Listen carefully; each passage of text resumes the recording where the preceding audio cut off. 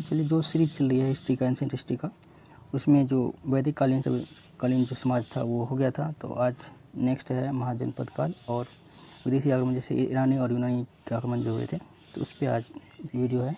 चलिए देखते हैं। पहला क्वेश्चन है इसमें, 16 महाजनपद का विवरण कहाँ प्राप्त होता है। तो ये तो आसान सा क्वेश्चन है। तो ये हो अंगुत्तर निकाय जो कि बौद्ध ग्रंथ है, और एक और मिलते हैं जैन ग्रंथ, उसका नाम है भगवती सूत्र। ठीक है, ये दोनों में मिलते हैं सर 16 जनपद की जानकारी।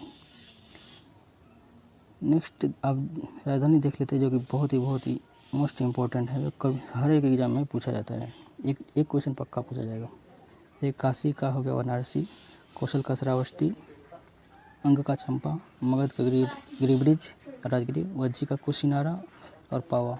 ठीक है, चेदी का सुक्तिमती, वत्स का कौशाम्बी, कुरु का इंद्रप्रस्थ, पांचाल का उत्तरी पांचाल और का राजधानी था अहिछत्र, और दक्षिणी का कामपिल्य। यहाँ पे नेक्स्ट मत्स्य का विराटनगर, सूरसेन का हुआ मथुरा, और नेक्स्ट है पाटन या पोटली अस्मक की राजधानी। ठीक है, उसके बाद अवंती, उत्तरी अवंती की उज्जैनी और दक्षिणी की महाश्मती, गंधार का तक्षशिला। ठीक है, कंबोज का हटक। ठीक है, इसमें अस्मक जो था एकमात्र दक्षिण का था, हमें एकमात्र मिला है दक्षिण में। नेक्स्ट, उसके बाद नेक्स्ट देखते हैं, अवंती की स्थापना मिस्किस वंश द्वारा रखी गई थी। ठीक है, तो ये इसका आंसर हो जाएगा, है वंश द्वारा इसकी स्थापना रखी गई थी। और इसमें जो प्रमुख राजा थे जो कि प्रद्योत वंश के था, चंड प्रद्योत।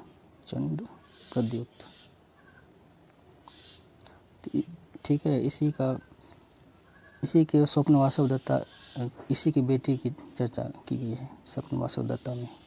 वासव दत्ता इसी की बेटी थी। उदयन था राजा, उदयन।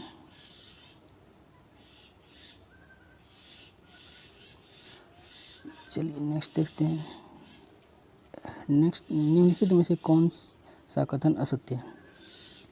महावंश के अनुसार चंद्रगुप्त मौर्य पिपलोन के मौर्य क्षेत्र कुल के थे। मतलब महावंश ये बौद्ध ग्रंथ के अनुसार तो चंद्रगुप्त मौर्य तो क्षेत्रीय कुल के थे। महावंश मतलब जैन ग्रंथ और बौद्ध ग्रंथ के अनुसार क्षेत्रीय कुल के थे, जबकि विशाखा दत्त रचित मुद्रा राक्षस ये निचले कुल के थे। ठीक है, मगध नरेश अयाशत्रु ने अवंती कुल को परास्त कर मगध साम्राज्य में मिला लिया। ये गलत है, अवंती को नहीं, वज्जी को मिलाया था।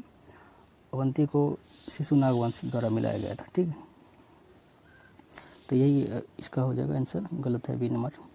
मंजिम निकाय में बुद्ध को स्वयं को कौशल का निवासी बताया, सही है। भास के नाटक स्वप्न वासव दत्ता मगध, वत्स और अवंती, इसी का पुत्री था अवंती के। ठीक है, उसके बीच का टकराव का उल्लेख मिलता है। वत्स का राजा था वो उदयन। ठीक, नेक्स्ट देखते हैं। निम्नलिखित में से किस महाजनपद का उल्लेख अथर्ववेद में मिलता है। तो ये मिलता है मगध का। चलिए नेक्स्ट देखते हैं। 16 महाजनपद में सर्वाधिक प्रभुता संपन्न महाजनपद, ये तो पता ही होगा, मगध सबसे ज़्यादा था, शक्तिशाली, लोकप्रिय। नेक्स्ट देखते हैं। 16 महाजनपद में मल्ल राज्य वर्तमान के किस जिले में स्थित है। तो ये तो मल्ल का तो राजधानी थी तो कुशीनगर थी और पावा थी, तो कुशीनगर हो जाएगा answer, option number A, Kushinagar.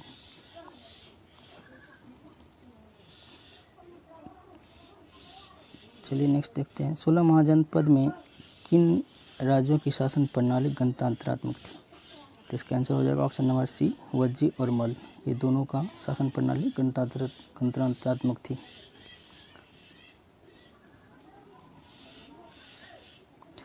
Bharat का आक्रमण किस वंश के शासक ने किया था। तो ये हखामनी शासन दारा प्रथम द्वारा किया गया था, जिसे डेरियस प्रथम कहा जाता है। डेरियस प्रथम हखामनी वंश, मतलब सफल आक्रमण किया था। ठीक है, चलिए नेक्स्ट देखते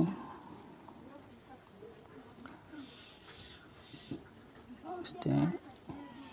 ईरानी आक्रमण का प्रभाव भारत में किसी एक क्षेत्र पर नहीं पड़ा था। ठीक है, इसमें देखते हैं समुद्री मार्ग की खोज और विदेशी व्यापार को प्रोत्साहन मिला। ईरानी आक्रमण जो किया था, जो डेरियस प्रथम द्वारा जो किया गया था। उसके बाद उत्कीर्ण, अभिलेख उत्कीर्ण वहीं से आया था, ईरान से, जो अशोक जो इसको प्रचलित किया भारत में। उसके बाद क्षत्रप प्रशासन इसी के द्वारा सही है, ये तीनों सही है। ईरानी द्वारा अरमैक लिपि को भारतीय ने स्वीकार नहीं किया था, लेकिन क्यों नॉर्थ ईस्ट का जो था, नॉर्थ ईस्ट नहीं है, नॉर्थ वेस्ट का, तो उसमें अरमैक लिपि का ज़्यादातर प्रयोग मिलता है, अफगानिस्तान पाकिस्तान वाले क्षेत्र में। नेक्स्ट देखते हैं, प्राचीन भारत में भारत का आक्रमण करने में प्रथम सफलता किसे प्राप्त हुई थी? तो दारा प्रथम को सर्वप्रथम सफलता मिली थी, लेकिन सर्वप्रथम आक्रमण करने का श्रेय साइरस को जाता है। ठीक है।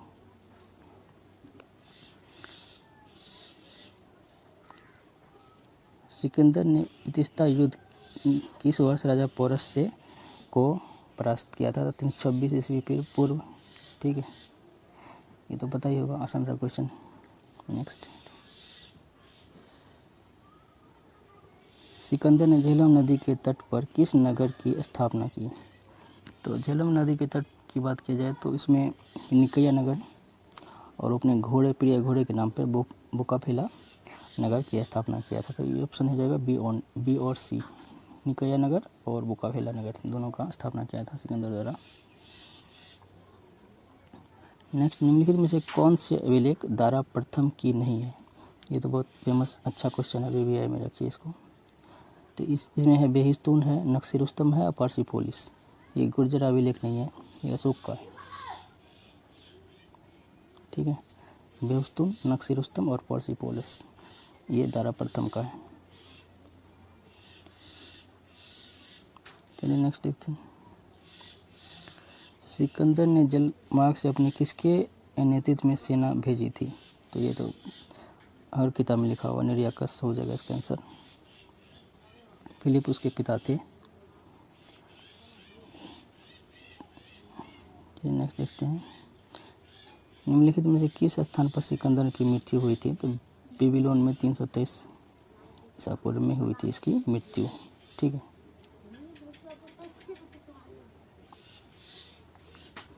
नेक्स्ट देखते हैं, निम्नलिखित में से कौन सा कथन असत्य है? तो सिकंदर 3 से 26 होगा, यहाँ पे प्रिंटिंग मिस्टेक है, 326 ईसा पूर्व में खैबर दर्रे को पार कर भारत पर आक्रमण किया था। सही है। किसी भारतीय स्रोत में सिकंदर के आक्रमण का उल्लेख नहीं है। सही बात है। यूनानी स्रोत कौटिल्य चाणक्य का, ये सही बात है, ये भी चाणक्य का कोई उल्लेख नहीं है। सिकंदर के भारत पहुंचने पर राजा आम्भी ने सिकंदर की सहायता नहीं की थी, ये गलत बात है। इसी की तो मदद से राजा पोरस से लड़ा था, सिकंदर पोरस से लड़ा था, इसी की मदद, आम्भी ने इसमें मदद किया था, जो कि सिंधु और झेलम नदी के बीच का इसका क्षेत्र था आम्भी।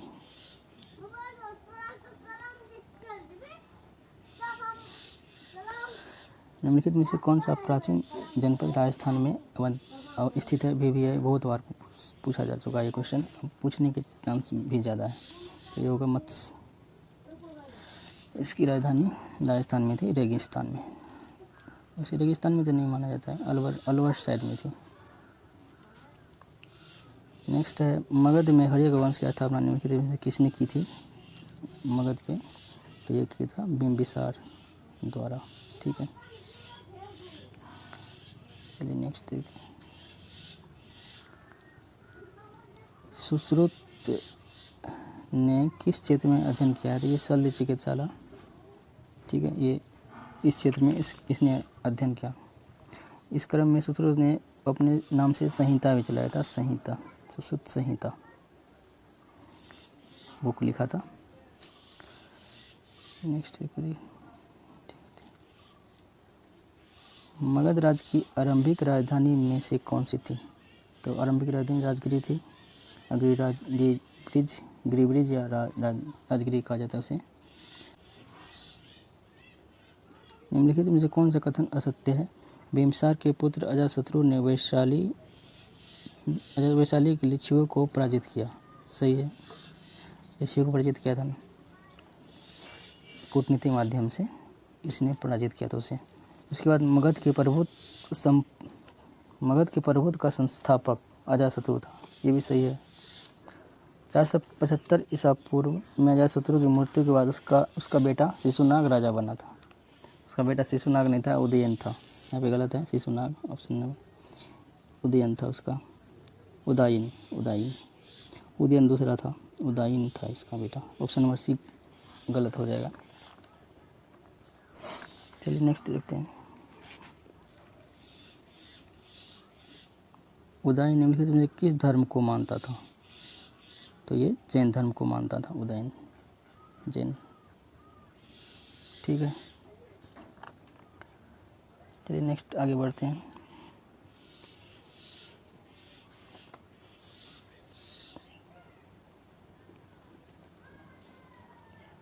नेक्स्ट कौन सा है? शिशुनाग वंश का कौन सा ऐसा शासक जिसने अपनी दूसरी राजधानी वैशाली बनाई थी?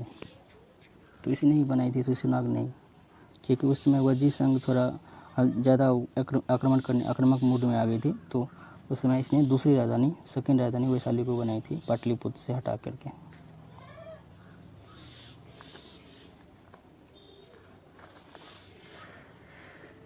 चलिए नेक्स्ट देखते हैं।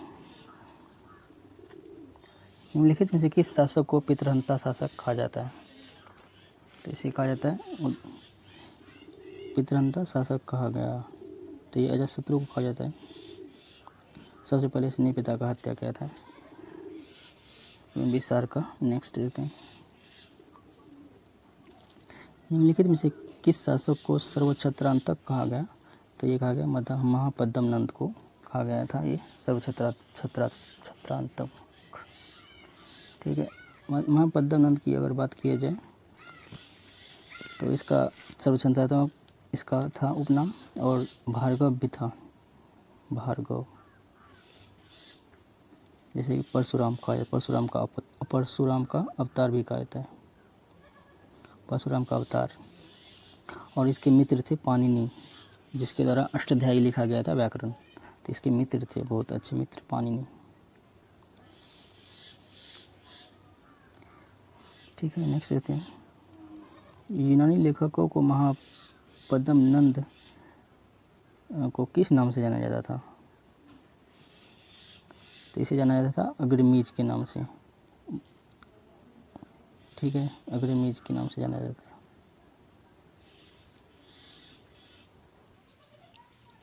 और इसके पुत्र जैसे घनानंद जो थे, उसे भी अग्रमीज कहा जाता है, घनानंद को। नेक्स्ट देखते हैं। शिशुनाग वंश के किस शासक के शासनकाल में द्वितीय बौद्ध संगीति का आयोजन हुआ था? तो यह हुआ था कालाशोक, जिसे काकवर्ण भी कहा जाता है, काकवर्ण। नेक्स्ट, निम्नलिखित में से नंद वंश का अंतिम शासक कौन था? तो ये था घनानंद, जिसे हराकर मौर्य साम्राज्य की स्थापना हुई थी।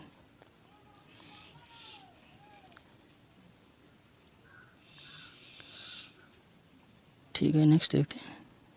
लास्ट क्वेश्चन, सिकंदर के भारत आक्रमण के समय मगध का शासक कौन था? तो यही था, घनानंद था। तो इसमें आइए देखते हैं। पहला क्वेश्चन है, निम्नलिखित में से किसने सर्वप्रथम सेंड्रोकोट्स की पहचान चंद्रगुप्त मौर्य से की है? तो इसका आंसर हो जाएगा ऑप्शन नंबर डी। ठीक है, यहाँ पे बता दें कि सर विलियम जॉन द्वारा एशियाटिक सोसाइटी की स्थापना, मॉडर्न हिस्ट्री में जब आप पढ़ेंगे तो एशियाटिक सोसाइटी की स्थापना इसके द्वारा किया गया था, और इसमें ही इसको मतलब चंद्रगुप्त मौर्य की पहचान की गई थी कि ये सेंड्रोकोट्स ही चंद्रगुप्त मौर्य। तो अगर सेंड्रोकोट्स की बात करें तो किस किस लेखक ने इसकी चर्चा की है सेंड्रोकोट्स की? तो इसमें हो जाएगा जस्टिन और स्ट्रैबो। जस्टिन और स्ट्रैबो ने चंद्रगुप्त मौर्य की चर्चा न करके सेंड्रोकोट्स की चर्चा की है, जो कि पहचाना था विलियम जोन्स के द्वारा। ऑप्शन नंबर डी हो जाएगा। नेक्स्ट देखते हैं, चंद्रगुप्त मौर्य के रथ पर किस रंग का झंडा होता था? ये फैक्चुअल क्वेश्चन है, तो ये सफ़ेद हो जाएगा, ऑप्शन नंबर डी। नेक्स्ट देखते हैं। नेक्स्ट है, निम्नलिखित में से गलत मिलान को छांटना है यहाँ पे। ठीक है, गलत मिलान जो भी है, चलिए देखते हैं। बृहद कथा मंजरी क्षेमेंद्र, ठीक है, सही बात है, क्योंकि ये जैन ग्रंथ है, क्षेमेंद्र द्वारा लिखा बृहद कथा मंजरी। नेक्स्ट सोमदेव महाभाष्य, गलत है, ये पतंजलि होगा, पतंजलि। मुद्रा राक्षस विशाखादत्त सही है, ये तो पता ही होगा। कौटिल्य अर्थशास्त्र सही है। तो मुद्रा राक्षस में मतलब चंद्रगुप्त मौर्य को कुलहीन बताया गया है, कुलहीन। और अर्थशास्त्र की अगर बात करें तो इसमें 15 भाग हैं और 180 उपभाग है। ठीक है, नेक्स्ट देखते हैं। नेक्स्ट, निम्नलिखित में से किसने चंद्रगुप्त मौर्य को वृषल कहा है? अभी हम जस्ट क्वेश्चन बताया हुआ था। तो मुद्रा राक्षस में कहा गया है कुलहीन या वृषल कहा गया। ठीक है, बौद्ध और जैन साहित्य की बात करें तो इसमें क्षेत्रीय बताया गया है, क्षेत्रीय। और ब्राह्मण साहित्य में शूद्र बताया गया।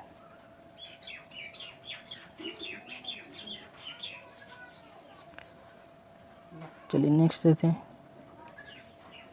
सेल्यूकस ने अपनी पुत्री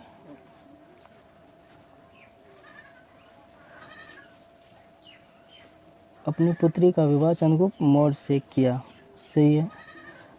और उसके बाद सेल्यूकस ने उपहार में एरिया, अराकोसिया, जेड्रेसिया और पेलोपोनेसियाई क्षेत्र दिया था, ये भी सही है। कथन और व्याख्या इसका सही करता है, ऑप्शन नंबर ए हो जाएगा इसका करेक्ट आंसर। चलिए नेक्स्ट देखते हैं। नेक्स्ट में देखते हैं, निम्नलिखित में से कौन सा प्रदेश सेल्यूकस ने चंद्रगुप्त मौर्य को उपहार में नहीं दिया था? तो इसका हो जाएगा आंसर कश्मीर, इसमें नहीं दिया गया था। इसमें अराकोसिया, जेड्रोसिया, पेलोपोनेसियाई ये सब दिया गया था, और एक और था एरिया। अब इसके नामों की बात करी, इतिहास में चर्चा ये है कि एरिया हेरात को कहा जाता था, हेरात। ठीक है, जेड्रोसिया हो गया मकरान को कहा जाता था, मकरान। और पेलोपोनेसियाई ये काबुल को कहा जाता था, और अराकोसिया कंधार को। ठीक है, अराकोसिया कंधार, जेड्रोसिया मकरान, पेलोपोनेसियाई काबुल और एरिया हेरात को कहा जाता था। चलिए नेक्स्ट देखते हैं। निम्नलिखित में से किसने कहा था कि चंद्रगुप्त ने 6 लाख की सेना लेकर समुद्र भारत को रौंद डाला था? तो ये प्लूटार्क का कथन है, प्लूटार्क द्वारा ये कहा गया था। और ठीक है, स्ट्रेबो की बुक में ये मतलब सेंड्रोकोट्स की पहचान, सेंड्रोकोट्स लिखा हुआ है, सेंड्रोकोट्स। चंद्रगुप्त ने लिख करके सेंड्रोकोट्स कहा गया इसे। चलिए नेक्स्ट देखते हैं। चंद्रगुप्त मौर्य के दक्षिण भारत की विजय का वर्णन कहाँ मिलता है? तो ये मिलता है आहनानूर, ठीक है, जो कि ममुलनार द्वारा लिखित ग्रंथ है, ममुलनार। ये आहनानूर, इसमें दक्षिण भारत विजय की का वर्णन है। ठीक है, नेक्स्ट देखते हैं। निम्नलिखित में से किस स्थान पर चंद्रगुप्त मौर्य ने अपने प्राण त्याग दिए थे? तो ये हो जाएगा श्रवणबेलगोला में, कर्नाटक। ये तो आप सभी को पता ही होगा कि संलेखना विधि द्वारा ये प्राण त्याग दिया गया था। भद्रवाहु के नेतृत्व में गए थे। तो आइए नेक्स्ट क्वेश्चन देखते हैं। नेक्स्ट क्वेश्चन यहाँ पे है कि सेल्यूकस ने किसको दरबार के राजदूत के रूप में चंद्रगुप्त मौर्य के दरबार में भेजा था? तो ये तो पता ही होगा आपको, ये होगा मेगास्थनीज को भेजा गया था, सेल्यूकस ने भेजा था। ठीक है, जिसके द्वारा पुस्तक इंडिका की रचना की गई थी, जिसमें चंद्रगुप्त मौर्य के प्रशासन के बारे में काफ़ी जानकारी हमें मिलती है। नेक्स्ट देखते हैं, निम्नलिखित में से किसको अमित्रघात कहा गया? ठीक है, तो इसमें बिंदुसार को अब अमित्रघात कहा गया है। ठीक है, तो अगर बिंदुसार के बारे में एक दो बात हम देख लेते हैं थोड़ा सा। तो बिंदुसार तो इम्पोर्टेंट ये है कि जैन ग्रंथ में इसे क्या कहा जाता था? जैन ग्रंथ में इसे सिंहसेन कहा गया है, सिंहसेन। ठीक है, इम्पोर्टेंट क्वेश्चन है, पूछा भी गया है ये क्वेश्चन। ठीक है, और पुराण में इसे मद्रसार कहा गया, ये पूछ सकता है, ये तो पूछा हुआ है, सिंहसेन और मद्रसार पूछा जा सकता है। ठीक है, नेक्स्ट देखते हैं अगला क्वेश्चन क्या है। अगला क्वेश्चन है, निम्नलिखित में से किसने कहा था कि चंद्रगुप्त मौर्य की सेना डाकुओं का गिरोह थी? तो ये कहा गया था जस्टिन के द्वारा, ये कहा गया था। ठीक है, जस्टिन के द्वारा। और प्लूटार्क ने यह कहा था कि 6 लाख सेना लेकर पूरे भारत को रौंद डाला था, और जस्टिन ने डाकुओं का गिरोह कहा था इसे। नेक्स्ट देखते हैं, निम्नलिखित में से किसने सुदर्शन झील पर एक बांध बनाया? ठीक है, तो ये बनाया था इसके राज्यपाल चंद्रगुप्त मौर्य के राज्यपाल द्वारा बनाया गया था, जिसका नाम है पुष्पगुप्त वैश्य। ठीक है, और इसके बाद फिर अशोक ने बनवाया था, अशोक, तो उसके गवर्नर थे राज्यपाल तुषास्प। ठीक है, जूनागढ़ अभिलेख में इसकी चर्चा की गई, अच्छे से चर्चा हुई है इस जूनागढ़ अभिलेख में। चलिए नेक्स्ट बढ़ते हैं। नेक्स्ट कौन सा है? नेक्स्ट है, किस ग्रंथ से जानकारी प्राप्त होती है कि अशोक ने अपने 99 भाई की हत्या कर सिंहासन प्राप्त किया था? तो ये महावंश जो जैन नहीं बौद्ध धर्म की बुक है, तो उसके अंतर्गत ये सिंहली अनुश्रुति आती है। ठीक है, तो ये सिंहली अनुश्रुति में चर्चा किया गया है कि अशोक ने 4 साल में 99 भाइयों की हत्या की और उसके बाद बैठा हो। चलिए नेक्स्ट देखते हैं।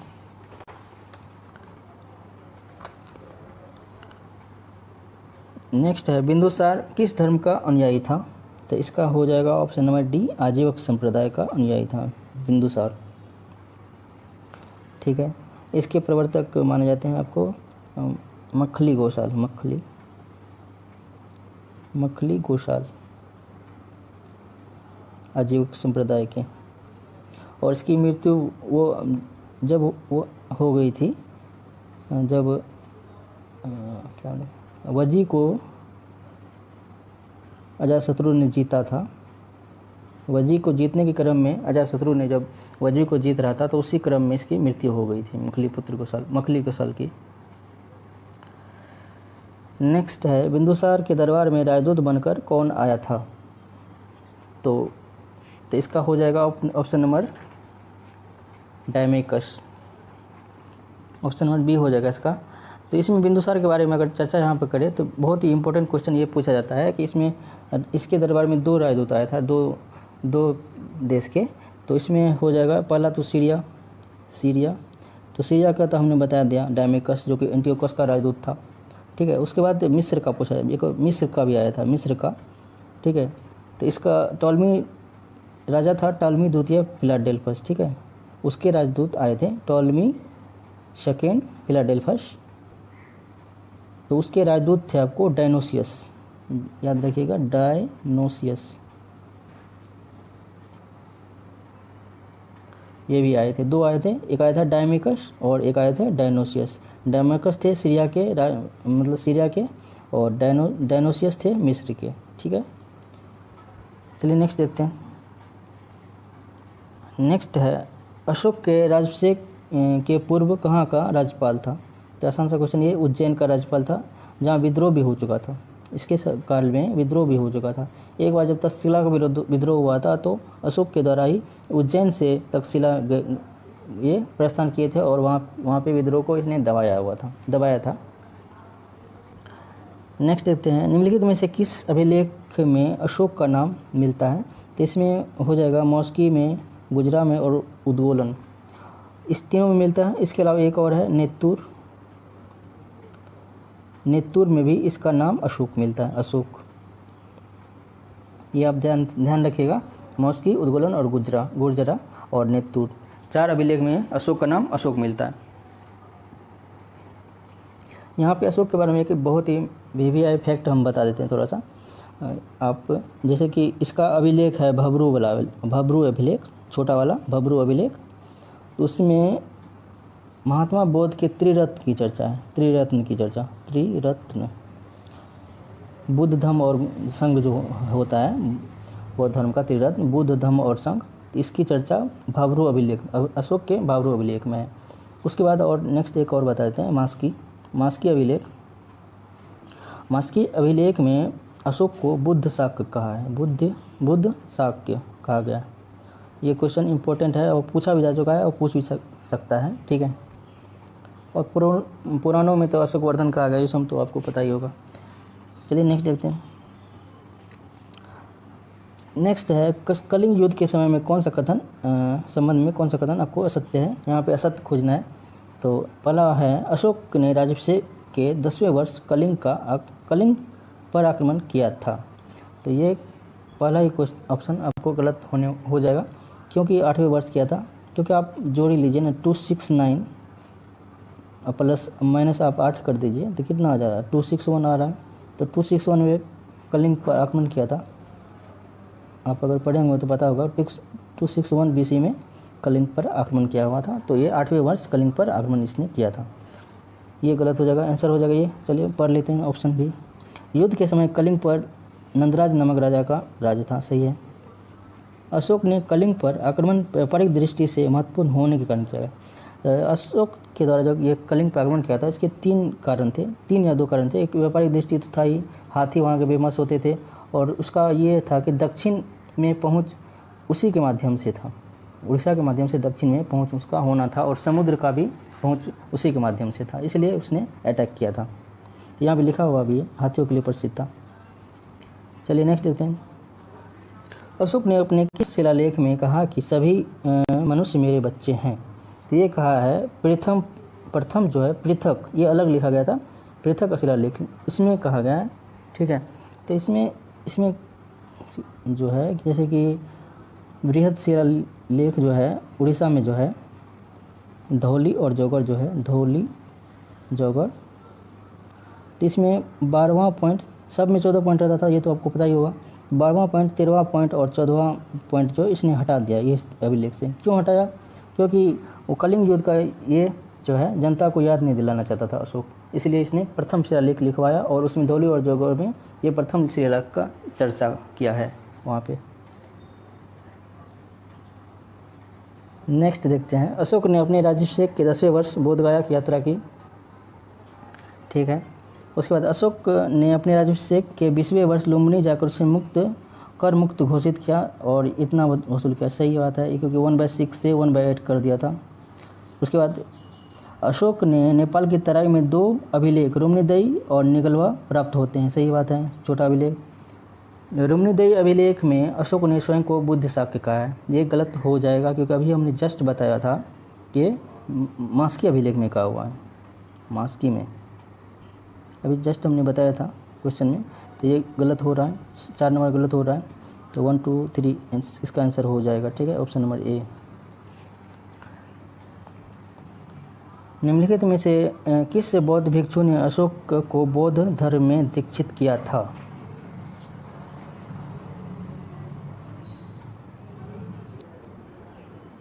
तो इसका आंसर हो जाएगा, इसका आंसर आपको हो जाएगा ये उपगुप्त हो जाएगा इसका आंसर।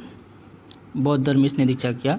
लेकिन अगर अच्छा क्वेश्चन एक बना दिया इसमें कि किसके प्रभाव में आके इसने बौद्ध धर्म के तरफ अपना अच्छा मतलब इच्छा प्रकट की, तो इसका आंसर हो जाएगा मोगली पुत्र तिस्त, मोगली तिस्त। तो इसी के बाद इसने अब संगीति में इसी को अध्यक्ष बनाया था, अपनी जो संगीति करवाई थी बौद्ध का, तो इसने तृतीय बौद्ध संगति में इसी को अध्यक्ष चुना था।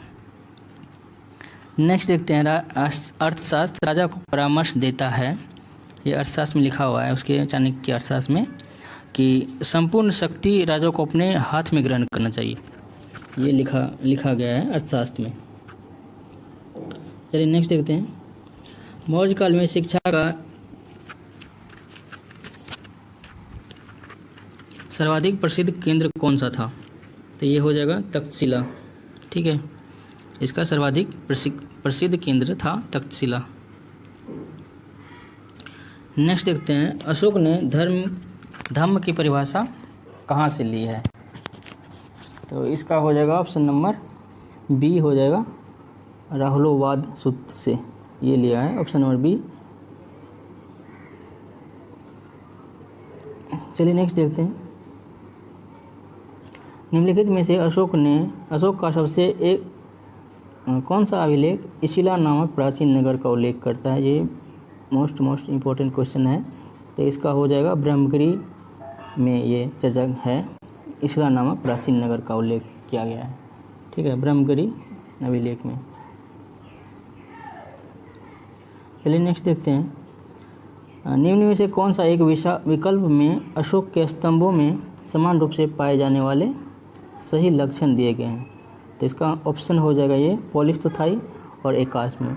सबसे बड़ी विशेषता ये एकाश्म थी, जबकि ईरान का जो था टुकड़ों टुकड़ों में विभाजित था, टुकड़ों को जोड़कर बनाया गया था, जबकि अशोक का यह एकाश्म पत्थर से था और पॉलिश युक्त था, जो कि ईरान वाले उसमें नहीं था।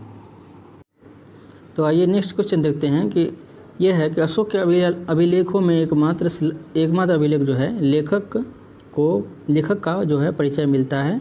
तो इसका क्या, कौन सा लेखक का परिचय मिलता है? तो इसका आंसर ऑप्शन नंबर सी हो जाएगा, चापड़ का सिग्नेचर मिलता है।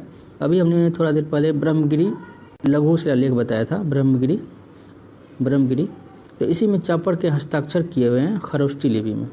ठीक है, खरोष्टी लिपि में चापड़ के हस्ताक्षर मिलते हैं। तो इससे ये साबित होता है कि अभिलेख जो जितने भी लिखे गए थे चापड़ के द्वारा लिखे गए थे। नेक्स्ट है, अशोक की कलिंग विजय का उल्लेख करने वाला प्रमुख शिलालेख संख्या 13 धौली में स्थित नहीं है। सही बात, हमने अभी जस्ट बताया था कि धौली और जोगढ़ में इसकी चर्चा नहीं है 13वां शिलालेख की, और इसकी कारण ये दिया हुआ है कि अशोक कलिंग निवासियों को अपने विजय की स्मृति की याद नहीं दिलाना चाहता। हमने अभी बताया भी था, तो इसका ऑप्शन ये हो जाएगा, जो कि दोनों मतलब संतुष्ट भी करता है, दोनों भी सही भी है। नेक्स्ट है, निम्नलिखित में से किस अभिलेख में अशोक बौद्धत्री में अपने विश्वास को स्वीकार करते? अभी हमने इसका भी हमने चर्चा किया हुआ था कि कौन से अभिलेख में हम बौद्धत्री का चर्चा है, त्रिरत्न का। तभी हमें उस समय बताए थे हम कि भाबरो जो अभिलेख था उसमें त्रिरत्न की चर्चा है, बौद्ध धम्म और संघ की। नेक्स्ट है, जेम्स प्रिंसेप द्वारा अशोक के अभिलेख का अर्थ निकालने के सूत्र द्विभाषीय प्रलेखों से मिले जो संबंध थे, किससे संबंधित थे? ये थे आपको ब्राह्मी और आरमाइक लिपि से। ठीक है, ऑप्शन नंबर ए हो जाएगा करेक्ट। नेक्स्ट देखते हैं, निम्नलिखित मौर्य शासक पर विचार कीजिए। तो ये देखते हैं मौर्य में कौन कौन शासक थे। तो ये अशोक थे और दशरथ यहाँ पे थे। ठीक है, तो 1 और 2 हो जाएगा इसका आंसर। नेक्स्ट देखते हैं,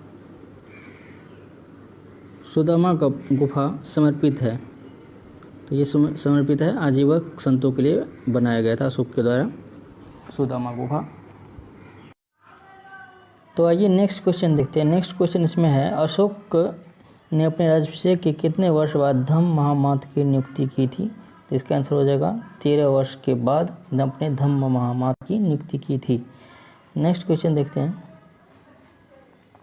अशोक के अभिलेख को सबसे पहले किसने खोजा था? तो ये खोजा था ऑप्शन नंबर सी, ट्रिफेंथलर द्वारा 1750 में, 1750 ईस्वी में खोजा गया था। खोजने का श्रेय से जाता है, जबकि जेम्स प्रिंसेप को 1837 ईस्वी में पढ़ने का श्रेय जाता है। सबसे पहले जेम्स प्रिंसेप ने पढ़ा था, बट खोजने का श्रेय ट्रिफेंथलर को मिलता है 1750 ईस्वी में। नेक्स्ट देखते हैं, नेक्स्ट है, यूनान और अरमैक भाषा में खुदा अशोक का द्विभाषी उत्कीर्ण लेख मिलता है। ये कंधार में, जिसे शेर ए कुना अभिलेख भी कहा जाता है। ये द्विभाषीय अभिलेख है, अरमाइक लिपि और खरोष्टी में लिखा हुआ है। चलिए नेक्स्ट देखते हैं, अशोक के शासनकाल में कुल कितने प्रांत थे? तो ये आपको 5 प्रांत थे। इसमें अशोक के शासनकाल में कुल 5 प्रांत थे। उसके नाम की अगर बात करें तो उत्तरी थी, उत्तर की राजधानी थी तक्षशिला, दक्षिण की सुवर्णगिरी, उसके बाद एक और, इसके बाद था अवंती का था उज्जैनी, और उसके बाद कलिंग का था तोसली, और एक था प्राची का पाटलिपुत्र। ये 5 प्रांत थे टोटल अशोक के शासनकाल में। नेक्स्ट देखते हैं, नेक्स्ट है, निम्नलिखित में से मतलब इसको सही सुमेलित नहीं है उसका हमें पता करना है, कौन से इसमें आपको सही सुमेलित नहीं दिए गए हैं। तो चलिए इसमें देखते हैं थोड़ा। तो कर्मांतिक उद्योग कारखाने का अध्यक्ष, सही बात है। ये सीमावर्ती दुर्ग जो सीमा से लगा हुआ था वो दुर्ग का रक्षक था, सही है, दोनों सही है। लक्षणाध्यक्ष मापतोल का अध्यक्ष, ये गलत है क्योंकि लक्षणाध्यक्ष था टकसाल अध्यक्ष था। अगर मापतोल के अध्यक्ष की बात करें तो इसके अध्यक्ष थे पोतवा अध्यक्ष, ठीक है, पोतवा अध्यक्ष थे इसके। चलिए नेक्स्ट बढ़ते हैं। नेक्स्ट है अर्थशास्त्र के अनुसार निम्नलिखित में से मौर्य काल का शीर्ष अधिकारी कौन था? तो ये था तीर्थ, जिसमें 18 सदस्य होते थे। तो इसमें कौन कौन से थे, जैसे कि प्रधानमंत्री थे, युवराज थे, समाहर्ता थे, सन्निधाता थे, ठीक है, प्रदेष्टा थे, कर्मांतिक थे, बहुत सारे थे, व्यवहारिक, आटविक, दुर्गपाल, अदंतपाल, बहुत सारे थे। इसमें 18 थे, जो कि बहुत इंपॉर्टेंट है, आपको पढ़ के जाना चाहिए, उसमें से क्वेश्चन पक्का आता है। तो आइए नेक्स्ट क्वेश्चन देखते हैं। नेक्स्ट क्वेश्चन इसमें है, निम्नलिखित में से किस अभिलेख से जानकारी प्राप्त होती है कि पुष्यगुप्त ने सुदर्शन झील का निर्माण किया? तो इसका आंसर हो जाएगा जूनागढ़ अभिलेख रुद्रदामन का। इसी में चर्चा अशोक और चंद्रगुप्त मौर्य की मिलती है, जिसमें झील का निर्माण करवाया गया था। नेक्स्ट देखते हैं, इनमें से किसने पाटलिपुत्र के बारे में लिखा है कि इसे संसार के मनुष्य नहीं बना सकते, अपितु यह देवताओं द्वारा बनाया गया और लगता है? तो ये कथन है फाहियान का, ऑप्शन नंबर सी हो जाएगा। चलिए नेक्स्ट बढ़ते हैं। मेगास्थनीज मौर्यकालीन प्रशासन के कितने सदस्य का मंडल देखभाल करता था? तो इसका हो जाएगा 30 सदस्य। 6 समिति थी जिसमें 5-5 सदस्य थे, तो 6-5-30 हो जाएगा, ठीक है। नेक्स्ट देखते हैं, मेगास्थनीज ने जाति प्रथा को कितने वर्गों का उल्लेख किया है? जाति प्रथा के कितने वर्गों का उल्लेख इसने किया हुआ है? तो इसमें देखते हैं, तो इसमें है 7 प्रकार की जाति प्रथा मेगास्थनी द्वारा कहा गया है। तो जिसका शॉर्ट फॉर्म है SSAMDJ, ठीक है। स्वामी सेना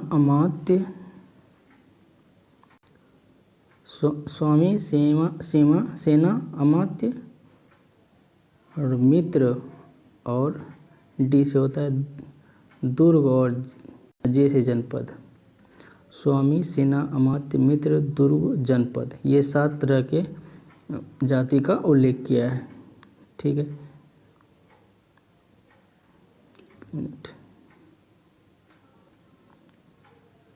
तो आइए नेक्स्ट क्वेश्चन देखते हैं। तो नेक्स्ट क्वेश्चन है, वेदिका से घिरा वृक्ष का प्रतीक निम्नलिखित में से किस पर मिलता है? तो ये मौर्यकालीन आहत सिक्कों पर मिलता है। वेदिका से घिरा हुआ वृक्ष का प्रतीक, ये मौर्यकालीन आहत सिक्कों में साक्ष्य इसका मिला हुआ है। नेक्स्ट है, निम्नलिखित में से मौर्य काल में प्रचलित विनिमय का माध्यम क्या था?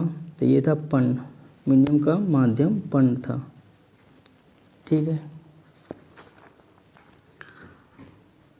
आइए नेक्स्ट देखते हैं। नेक्स्ट में है क्वेश्चन क्या है, कौटिल्य के अर्थशास्त्र में पणाध्यक्ष का प्रावधान था, सही बात है।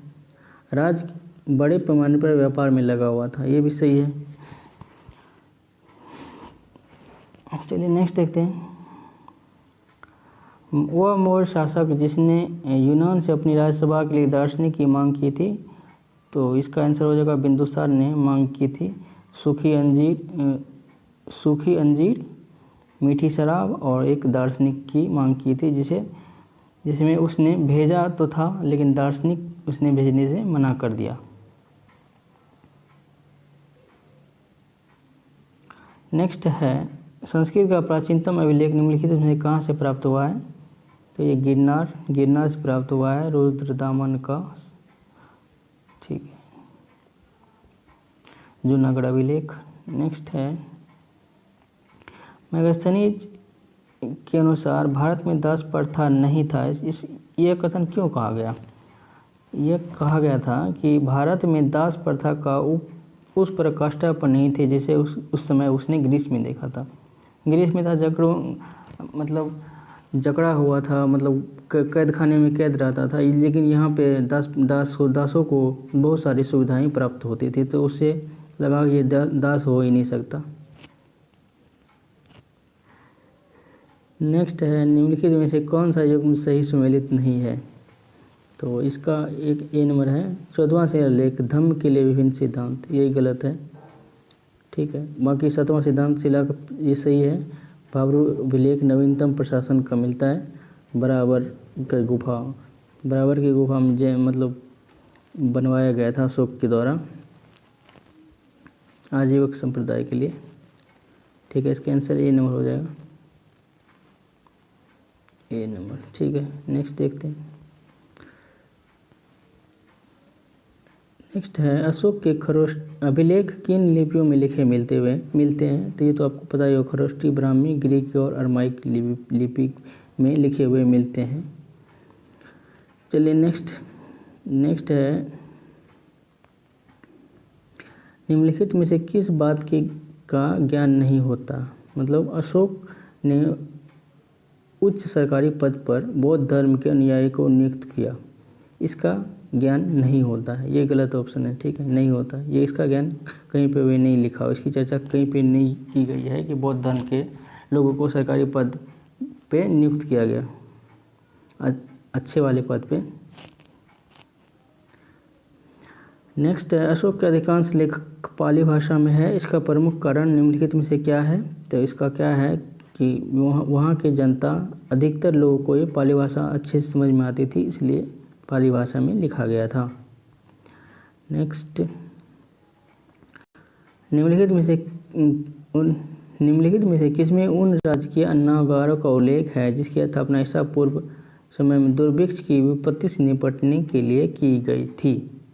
तो इसकी चर्चा है ऑप्शन नंबर डी, सहगौरा एवं महास्थानगढ़ फलक अभिलेख में चर्चा की गई है कि उस समय जब चंद्रगुप्त मौर्य के समय 12 वर्षों का लगभग अकाल जो पड़ा था, तो सहगौरा और महास्थान के अभिलेख में लिखा हुआ है कि वहाँ पे वितरण किया गया था दुर्भिक्ष के दौरान अन्नागारों से अन्न का। तो महास्थानगढ़ की बात करें तो ये अभी फिलहाल बांग्लादेश। चलिए नेक्स्ट, अशोक ने कहाँ चोल, पांड्य, केरलपुत्र और सतीपुत्रों के अपने पड़ोसी शक्तियों के रूप में उल्लेख किया है? तो ये शिलालेख द्वितीय में किया होगा, ये चर्चा VVI क्वेश्चन है, मोस्ट इम्पोर्टेंट। ठीक है, चलिए नेक्स्ट देखते हैं, निम्नलिखित अभिलेखों में से किसमें चंद्रगुप्त मौर्य और अशोक दोनों का उल्लेख मिलता हुआ है? ये तो कितना बार क्वेश्चन आ चुका है। ऑप्शन नंबर सी, रुद्रदामन का जूनागढ़ अभिलेख। ठीक है, इस अभिलेख में अशोक, चंद्रगुप्त मौर्य और रुद्रदामन का चर्चा किया हुआ है। नेक्स्ट देखते हैं, किधर गया, कौन सा अभिलेख? हाँ, निम्नलिखित में से अशोक का कौन सा अभिलेख धार्मिक संहिता के सिद्धांत को समर्पित है? तो ये है 12वां शिलालेख। 12वां और 7वां दोनों है, लेकिन यहाँ पे 12वां मुख्यतः है। तो यह 12 शिलालेख ये समर्पित है धार्मिक सहिष्णुता के सिद्धांत को। आइए नेक्स्ट देखते हैं, निम्नलिखित में से कौन अशोक शासन काल के संबंधित नहीं है? तो ये है आपको डायनोसियस। ठीक है, डायनोसियस हमने पहले भी थोड़ा जस्ट बताया था कि ये बिंदुसार के काल में आया था, जो कि राजदूत था ये टॉलमी द्वितीय फिलाडेल्फस का, मिस्र का था ये। ठीक है, ये आया था बिंदुसार के काल में।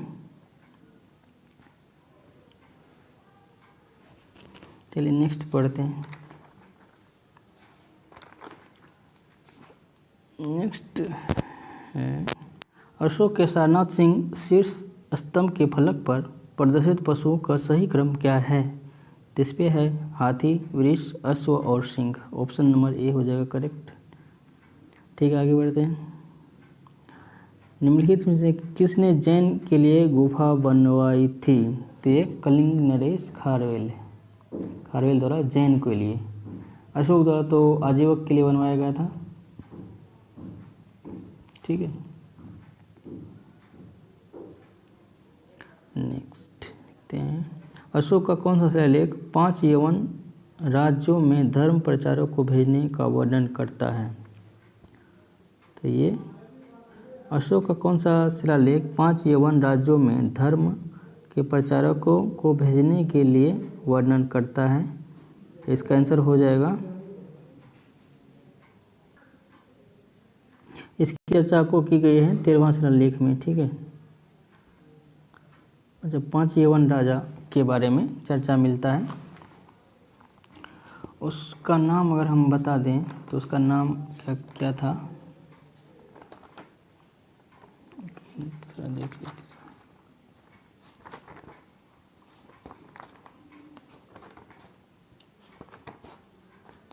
उसके नाम के बारे में हम बताएं थोड़ा सा, तो देखिए नाम था, पहला था मिस्र का टॉलमी द्वितीय। ठीक है, ये तो हमने बताया था, मिस्र का और सीरिया का हमने बताया हुआ, 2 तो हो गया। एक और था मकदूनिया का था, एक था एपीरस, एक था मगस। ठीक है, चलिए हम पूरा नाम एक बार गिना देते हैं। मतलब मिस्र का था तुर्मै टॉलमी फिलाडेल्फस, सीरिया का अंटियोकस जिसे कहा जाता था, उसके बाद मकदूनिया का था, फिर एपीरस का था एक, फिर मगस का था। तो 5 हो गए, यहाँ पे 5 था। 5 यवन राजों भेजने का वर्णन मिलता है 13वां शिलालेख में, ये मिलता है। नेक्स्ट, अशोक के शासनकाल में कुमार कहाँ नियुक्त किए गए? तो ये किए गए थे ये तक्षशिला, तोसली एवं उज्जैनी में, ऑप्शन नंबर सी। चलिए नेक्स्ट देखते हैं, मौर्यकालीन शासन व्यवस्था में रूपदर्शक नामक अधिकारी क्या था? तो ये था सिक्कों का परीक्षण करता था, चांदी तथा अन्य धातु का परीक्षक करता था ये। ठीक है, ऑप्शन नंबर डी हो जाएगा, रूपदर्शक।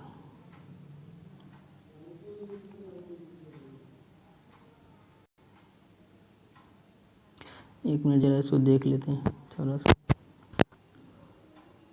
तो इसका करेक्ट आंसर ये है कि सिक्कों का परीक्षक था ये, रूपदर्शक सिक्कों का परीक्षक अधिकारी कहा जाता था। ठीक है, नेक्स्ट क्वेश्चन है, श्रीलंका में बौद्ध धर्म का प्रचार करने वाले महेंद्र ने किससे बौद्ध धर्म ग्रंथ अध्ययन किया? तो ये मोगलीपुत्र, ठीक है, मोगलीपुत्र द्वारा किया गया था। चलिए नेक्स्ट देखते हैं, कौटिल्य के अर्थशास्त्र में वर्णित प्रणयकर क्या था? तो प्रणयकर एक आयातकार था, ऑप्शन नंबर ए। ठीक है, नेक्स्ट देखते हैं, अपने ऊपर आश्रित बच्चे एवं पत्नी को समुचित व्यवस्था किए बिना भिक्षु बनने वाले के लिए किसने दंड के विधान किया था? तो ऑफ कोर्स अशोक द्वारा किया गया होगा इस तरह के कार्य, ऑप्शन बी हो जाएगा। निम्नलिखित में से कौन जिला एवं गांव के निचले स्तर से कर वसूलने के लिए जिम्मेदार होता था? तो ये होता था गोप, ऑप्शन नंबर सी। चलिए नेक्स्ट देखते हैं, मेगास्थनीज द्वारा एग्रोनोमाई निम्नलिखित से कौन सा सेवक, एग्रोनोमाई निम्नलिखित से कौन था?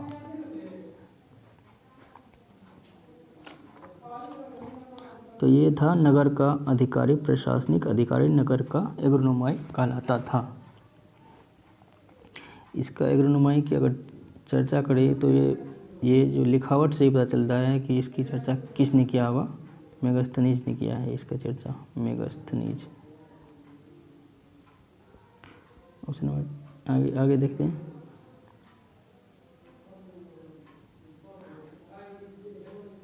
तो ये तो अभी बता ही दिए थे, फिर रिपीट हो गया क्वेश्चन। नेक्स्ट देखते हैं, अशोक के राज्यकाल में यवन राजा तुषास्प कहाँ का प्रशासन प्रभारी था? तो ये सौराष्ट्र का था, गिरनार के क्षेत्र में सौराष्ट्र। ठीक है, जूनागढ़ का अभिलेख जहाँ पे है वहीं का गवर्नर था ये। नेक्स्ट है, निम्नलिखित अभिलेखों में से किससे ज्ञात होता है कि राज्य कोषागार से अकाल के दौरान समय पीड़ितों जान को अनाज वितरण किया गया था? तो वही रिपीट हुआ है क्वेश्चन। तो सहगोड़ा ताम्रपत्र से ये मिलता है। नेक्स्ट देखते हैं, मौर्य काल का मानक सिक्का कौन था? ठीक है, तो इसका हो जाएगा ऑप्शन नंबर बी, पर्ण था, पर्ण मानक सिक्का। चलिए नेक्स्ट देखते हैं, भारत में सबसे पुराना ब्राह्मी अभिलेख कहाँ से मिला हुआ है? तो ये पिपरहवा से मिला हुआ है। सबसे बड़ा पीवीआई क्वेश्चन है, पिपरहवा से मिला हुआ है ब्राह्मी अभिलेख सबसे पुराना वाला। नेक्स्ट है द्रोण। द्रोण एक माप था, वीवीआई क्वेश्चन है, ये इम्पोर्टेंट क्वेश्चन। ये अनाज के नापने के लिए प्रयुक्त किया जाता था द्रोण। चलिए नेक्स्ट देखते हैं, कास्पर्न किसके लिए प्रयोग किया जाता था? तो इसका हो जाएगा वस्तु खरीदने के लिए। ठीक है,